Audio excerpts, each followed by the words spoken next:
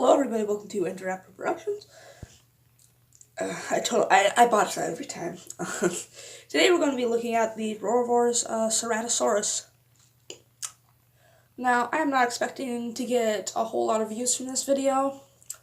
I'm expecting to get barely any views on this video.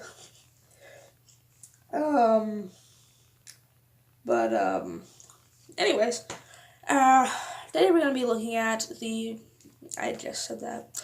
Okay. So, I'm just going to say straight off the bat, my main problem with this figure is I can't get it to stand. This is the only way that it can stand in more of like this,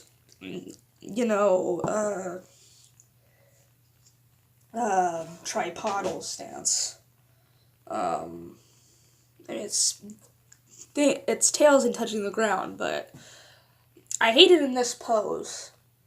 But, yeah. This is the only way that I can get it to stand for this video, which really sucks. But, anyways, what should I start off with? Sculpt? So, Sculpt, it's alright. It's not the best, I'd say. It's not incredibly movie accurate. It doesn't look like the T-Rex. It should look more like the T-Rex with the head. The overall body is... It's accurate. It's pretty accurate. It's just the head. It's a little odd. But overall, it's got very nice sprinkling, and sculpting. You got that frickin' tryptophobia voice box. I do not think so far that any of the that there are any dinosaurs and the Dino Rivals line so far that actually have sounds. I know the Indominus Rex will. I don't know if I've said this already. I probably have.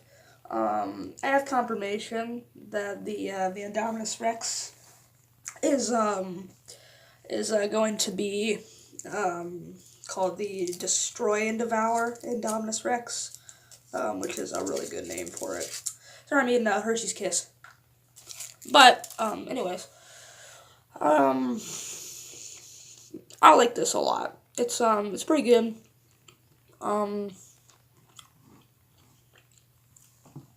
Killer Shrew Fam said that this was his favorite Roarivore. It's good. It's probably not my favorite Roarivore, though. Not at all that's my favorite Roarivore. I still think that the Baryonyx or the Pteranodon is my favorite Roarivore. I think. I don't have the Roarivores Baryonyx, however I have the Lava Surge one, which I will be doing a review of soon. I already did a review on that, on the playset, but it wouldn't upload. So, yeah, got that going for me. But we're talking about the Ceratosaurus. Very small feet. This is probably the most accurate, but this is probably the most accurate feet of the whole line. The smallest feet of the whole line. It's kind of odd how they chose the Ceratosaurus for it, but I feel like that might be the reason. And they're very narrow feet, too. As you can see, they're pretty narrow. Yeah, so, let's talk articulation, I guess. You have the arms, which can move outwards. They can move up about that far, and inwards. That's about as far as it'll go. And I believe that they can go full 360. So, yep. You have the legs, too. So you can go out that far and in that far, and they can go full 360. As you can see right there, and... Okay. Yeah. See, it's really hard for me to get. There we go. That's a much better pose. I like that a lot more. Okay. And for some reason, the tail can swivel full of G60, which is pretty dumb, I think, because, yeah. And you got the jaw, but it won't stay open because that's part of the action feature, and I guess that we should probably get into that. I'll get into paint in a second. So the action feature is you press down on this button on the top, and it makes noises. So that was one. So I'm just going to cycle through them, and sorry that I can't edit this out, but I'm just going to cycle through them, and I'll probably do it like a few times and just wait until I get all of them. So.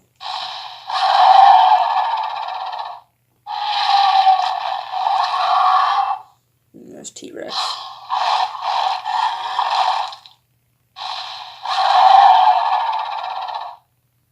Yeah, that's I never noticed that one. That's the Indoraptor. I think that I actually heard that same exact sound effect on the grab and growl. I'm not too sure. Huh, that's odd. Oh yeah, and I guess that while I'm doing this, I know I'm terrible at this, but my grab and growl's jaw mechanism actually broke. The sound effects still work on it. It's just that its mouth doesn't close anymore, which sucks. But whatever. So yeah, let's get back to the sounds. There's T-Rex again. Okay, I think I've cycled through all of them. There's 5 sound effects on all of them. So, yeah. Paintwork, the toe claws are not actually painted, probably for the sole fact that the paint actually goes pretty much all the way down the tail and goes a decent way down the legs. So, paintwork, it's alright. It's the JP3 one, which I love. So you got, like, the black striping, that goes all the way down the tail. You got the red fading, which goes farther down the tail on this side than on this side. This side's much better. You got the legs. The red, it does a nice fading until the head, and then it's just, the head is full-on red. I don't mind it. This side is better, with the bottom jaw being fully red. The horn is painted nicely. It got scraped off a bit, which wasn't like that whenever I first got it. The inside of the mouth, the teeth are painted very nicely, I will say, on mine. And the tongue is painted very nicely as well. And well, they don't really need to paint the roof of the mouth. It's already red, so, yeah. This side, however, with the eye, is much better. If you can see right there. See, the paintwork on the eye isn't that bad. A little bit of overspill, but if you look at this eye,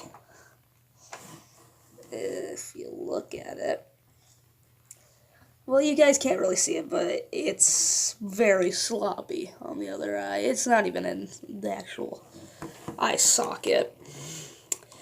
It's still not the worst, but yeah, it's not my favorite. Out of 10, I would probably give this figure like a 6. It's not the best. It's not as good as I was expecting. Oh dear. Oh god. I don't have to do this review again. Yep. It's not as good as oh yeah. Oh yeah, that's right. The barcode was on here. It fell off. So sorry. There's no Ceratosaurus barcode. If you want it, go look at another review. But you still got the Jurassic World emblem right there. Sorry about that. But out of a 10, I'd probably give this like a 6. It's not as good as I was expecting, / hoping. Whenever I first saw the promo pictures for this, I loved it. However, I thought that it was way too bright. They definitely toned down the redness. You can't really see it. It's still pretty bright because of the light, but Yeah. So yeah, I'd probably give it like a 6. It's not the best. That's good. Let's compare it to some stuff. So let's compare it to the recently reviewed Tomy Mini T-Rex. And yeah, I think that this still works as like a juvenile or baby T-Rex. Next to a human, this is about the size of a real Ceratosaurus. The Ceratosaurus in JP3 was about the size of the Carnotaurus, because the cameo was supposed to be originally a Carnotaurus in that movie, but they changed it to Ceratosaurus because they didn't want to have, like, people saying, like, they copied Disney with, the Carnotaurus from 2000. I don't know, took Muldoon out there. Yeah,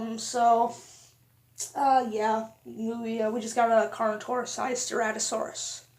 And the Ceratosaurus become a fan favorite dinosaur from the Jurassic Park series now. It even did that freaking dumb fourth wall break with it looking at the camera. It was so dumb. Here it is, actually, here we go. Here it is next to the Carnotaurus, and the Carnotaurus is much bigger, as you can see. This is probably about the size of a real Carnotaurus, if I'm being honest. Carnotaurus astery. But yeah, it only gets to, well, the Carnotaurus's head is pretty high up, I suppose. This is about where it would be. Like, it's very upstretched. So yeah, I'm just gonna leave it like that. Freaking. And why not? Here it is. Scaled up next to the Dracorex. So there you go. There's your attack pack. Size there. Jeez, my table is really dusty. Gotta clean this off. But yeah, so there you go. There's your Ceratosaurus review. I finally got it done. And yeah, so if you liked it, like, subscribe, turn on post notifications. And yeah, so yeah, thank you guys for watching. And yeah, so bye.